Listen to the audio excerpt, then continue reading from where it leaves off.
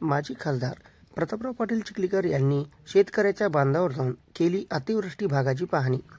सविस्तर बातमी अशी की नांदेड जिल्ह्यामध्ये गेल्या 3-4 दिवसापासून पावसाने थैमान घातला असून त्यामुळे अनेक शेतकऱ्यांच्या पिकांचे मोठ्या प्रमाणात नुकसान झाले आहे। माजी खासदार प्रतापराव पाटील चिखलीकर यांनी शेतकऱ्यांच्या बांधावर जाऊन अतिवृष्टी भागाची पाहणी केली व लवकरात लवकर पंचनामे करून शेतकऱ्यांना आर्थिक मदत देण्यात यावी यासाठी मुख्यमंत्री व उपमुख्यमंत्री देवेंद्र फडणवीस तसेच नांदेड जिल्ह्याचे पालकमंत्री गिरीश महाजन यांच्याकडे त्यांनी मागणी केली आहे। या अतिवृष्टीमुळे अनेक पशु देखील दगावले असून घराचे देखील नुकसान झाले आहे। यासाठी शासनाने पंचनामे करून आर्थिक मदत त्वरित द्यावे असे खासदार प्रतापराव पाटील चिखलीकर म्हणाले आहेत।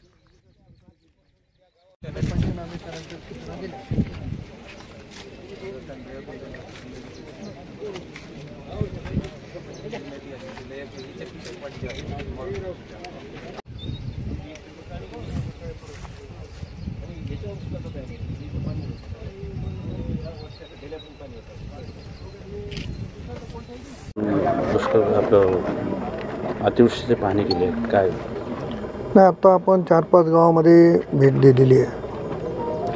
शेलगाव असेल, भेंडेवाडी असेल, शेवडी, पेनूर, अतिशय वाईट परिस्थिती आहे। नदीकाठच्या शेती सगळ्या खरडून गेलेल्या आहेत आणि इतर ठिकाणच्या शेतीमध्ये सातत्यानं 4-5 दिवस पाऊस भरल्यामुळं पिकाचं प्रचंड असं नुकसान झालेलं आहे।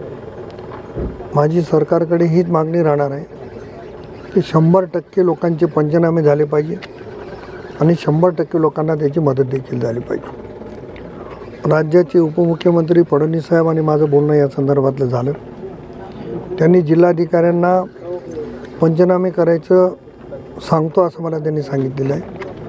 माननीय मुख्यमंत्री शिंदेसाहेब, माननीय उपमुख्यमंत्री अजितदादा यांना देखील मी निवेदन दिलेलं आहे की एकंदरीत एका ठिकाणी बसून सरसकट पंचनामे केले तरी चालतील अशी परिस्थिती निर्माण झाली आणि माझ्या माहितीप्रमाणे 1984च्या नंतर एवढा मोठा पूर, एवढा पाऊस झालेला माझ्या तरी काही बघण्यात नाही।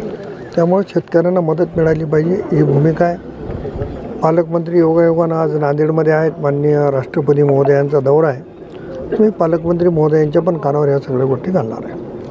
अनेक जण या पाण्याच्या भरामध्ये वाहून गेलेले आहेत, त्यांना काही आर्थिक मदत ज्यांचं पशुधन दुर्दैवी घटना भोकर तालुक्यातल्या रेणापूरला घडली।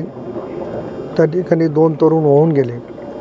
अनेक ठिकाणी पशुधनही वाहून गेल्याच्या तक्रारी आहेत, बातम्या आहेत। या संदर्भातल्या ज्या शेतकऱ्यांनी तक्रारी केल्यात त्याची खातरजमा करून पशुधन ज्यांचं गेले त्यांना देखील मदत मिळाली पाहिजे याच्यासाठी माझा निश्चितपणे प्रयत्न राहणार। जिल्ह्यात काही ठिकाणी गायरनावरती गोरगरिबांची घरं होती, त्याची पडझड झाली आहे, तर त्यांना 8चा उतारा नसल्यामुळं त्यांना ती मदत भेटू शकत नाही। मी रात्री देगलूर नाक्यामध्ये करबला भागात गेलेलो होतो आणि त्या ठिकाणी मोठ्या प्रमाणामध्ये लोक लिबर्टी फंक्शन हॉलमध्ये थांबले होते।